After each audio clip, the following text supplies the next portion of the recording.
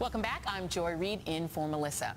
It has now been 162 days since Loretta Lynch was nominated to become the nation's next Attorney General, and still no vote.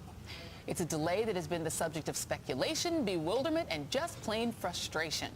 And that's because Loretta Lynch has the votes to be confirmed. She has enough Republican backers. And there's no denying it. She has what it takes to do the job. So what gives? Well, Senate Majority Leader Mitch McConnell is the one who has the power to end the waiting game by putting Lynch's vote on the Senate calendar. But he's playing hardball, refusing to allow senators to leapfrog over a stalled anti-human trafficking bill to vote on Lynch. According to the New York Times, McConnell told his colleagues the Senate would vote on Loretta Lynch this week, just as he had always planned. And here he is on the Senate floor on Thursday. I've indicated, gosh, at least for 6 weeks now, we're going to deal with the Lynch nomination right after we finish trafficking. Well, I'm sorry, what? Where in the Senate's bylaws does it say that trafficking first, confirmation vote second? Because even as the Lynch debacle is shining light on what is perceived as a dysfunctional Senate that gets nothing done, a lot can be done, and certainly more than one thing at a time. Just take a look at this week. The U.S. Senate actually did things. It struck deals on Iran, education, and trade. On Tuesday, the Senate overwhelmingly approved an historic $200 billion Medicaid reform package. And on Thursday, the Senate Education Committee voted unanimously in favor of a No Child Left Behind revision, a bipartisan breakthrough for the historically contentious law. As for the Lynch vote, crickets. Sorry, says Majority Leader McConnell, trafficking first, then we'll get to the nomination from more than 5 months ago. Which is why the push to end the Lynch stalemate intensified this week, especially after the president blasted the Senate in uncharacteristically spirited fashion during a press conference on Friday. This is the top law enforcement job in the country. What are we doing here? And I have to say that there are times where the dysfunction in the Senate just goes too far. This is an example of it. It's gone too far. Enough. Enough. Call Loretta Lynch for a vote. Get her confirmed. Put her in place. Let her do her job. This is embarrassing, a process like this. Now, maybe Republican leaders in the Senate don't care too much about upsetting President Obama, but they may want to think twice about a particular constituency that is paying attention to this historic delay of an historic nominee, and that would be black women voters. Republicans have to ask themselves, do they really want to be seen as the ones that prevented the confirmation of the first African-American woman nominated to hold the top law enforcement position in the country? Because here's the thing. Black women are a powerful force at the polls, leading in voter turnout among all women. And that presidential election gender gap you always hear so much about, the one where President Obama won 56% of women voters in 2008 and 55% in 2012, well, you need to look a little deeper. There is not just a gender gap, there is a race gender gap. In 2008, Senator McCain won 53% of the white women's vote. And in 2012, Governor Romney won white women with 56%. But now look at women of color. Latina voters went for President Obama at a rate of 68 and 76% in 2008 and 2012. And African-American women, in both 2008 and 2012, they were for President Obama at a rate of 96%. Now, if you know that black women voted for the Democrat in the last 2 presidential elections at a rate of 96%, and you are the Republican leader of the Senate, wouldn't you think that black women are not the group that you want to be motivating to get out and vote in 2016? And might you think that holding up the nomination of the first black woman Attorney General might be doing just that?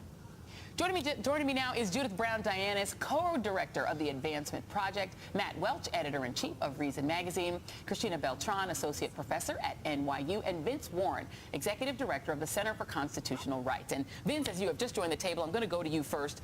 is there anything to that argument that essentially by holding up the nomination of Loretta Lynch, Republicans are getting nothing much accomplished because she's eventually going to get through while really, really angering black women? It makes absolutely no sense. It makes no political sense. It makes no legal sense. And based on what we're dealing with in the country right now in terms of policing and race, it's an abdication of a responsibility to really move forward some good policies with good people in order to solve a problem. I don't understand why the Republicans really want to just push black women and Latino women and Latino folks to the side, and then at the same time expect that they'll be able to reel people in with their candidates. It makes no sense at all. And it's interesting, you mentioned the confluence of policing and race. Dick Durbin drew some outrage from the other side for a comment he made that did seem to be either really strategery in terms of reminding black people, hey, look at this lady that's being held up, or just, I don't know, speaking out of turn. Let's listen to Dick Durbin.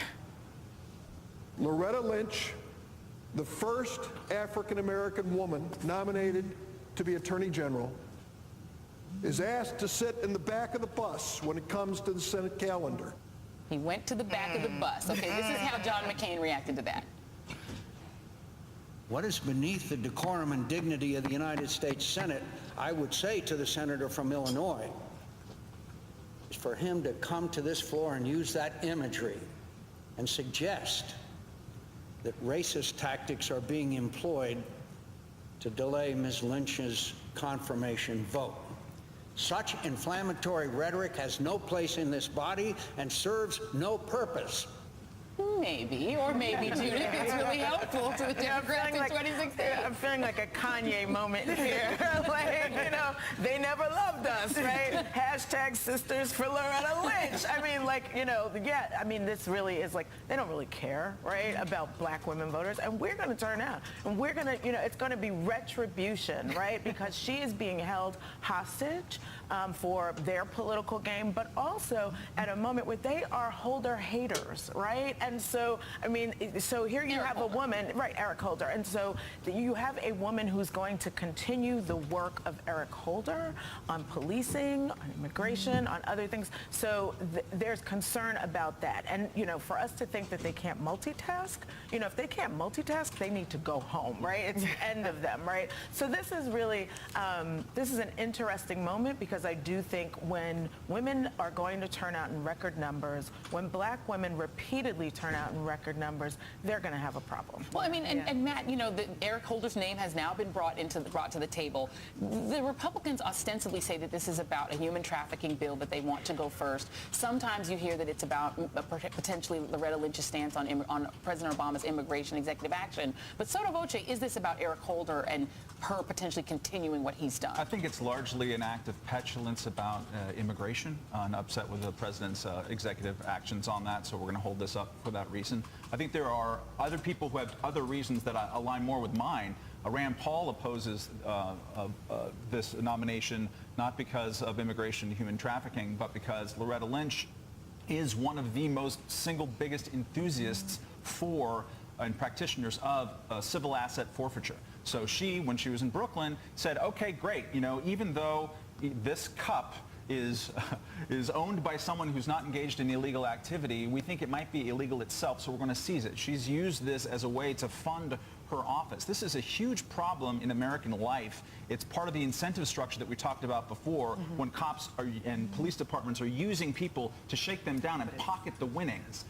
And she's also pretty lousy on the drug war, which has not a small impact on communities of color out there. She has said that she's not sure whether marijuana is more dangerous or less dangerous than alcohol, which is a nonsense point to be made. It signals that she is afraid to go against where the pendulum is swinging on the drug war. These are legitimate reasons to oppose. And I would just point out real quick, just since I'm going to be the turd in the punch bowl here, Janice Rogers Brown, if Loretta Lynch is at the back of the bus, Janice Rogers Brown, whose name escapes a lot of people, was at the back of a line of buses. She was at a lunch counter with her hands you know, in bracelets. She was held up by Senate Democrats for 2 years as a Bush appointee to the D.C. circuit black woman, but they didn't like her politics. Nobody then suggested that it was because of racism. So then I need to go to you on this, Cristina, because those are actually substantive debating points about Loretta Lynch. Then why aren't Republicans making any of those points? Because we're not hearing that other than from Rand Paul. No, it's incredibly bad strategy on their part. I mean, what's so interesting is rather than we could actually have an interesting conversation about what is, productive and problematic about Loretta Lynch as a candidate, right, as somebody going up to become Attorney General. But instead, all they've managed to do is galvanize a community. Right. And so it's just incredibly bad strategically. But I also think that it's interesting because it's like a Republican trifecta of alienation, right? Like they're going to alienate, women, black women, women of color in general, Latina women, and immigration advocates, right? So they've actually produced this interesting coalition of people, and Hillary Clinton is going to be able to, invoke this very effectively. But I'm really glad you brought up the issue of intersectionality and the fact that, when we understand the gender gap, we have to look at race, that women aren't just a free-floating category, that women have race and class, and that has a huge impact on their turnout. Yeah. And we don't talk enough about who's getting mobilized here, but we could be having a really important conversation. And instead, they're galvanizing populations, which could work really well for Democrats. Doesn't do much for our conversation. And they're doing it, and there are 3 Senate cycles, and this is the most Democratic of the next Senate cycles. Right. If you look at the map of where people are having to run, or where people are having to run for re-election, that's going to be very interesting. All right, up next, we're going to get the story of Loretta Lynch and Harry Reid.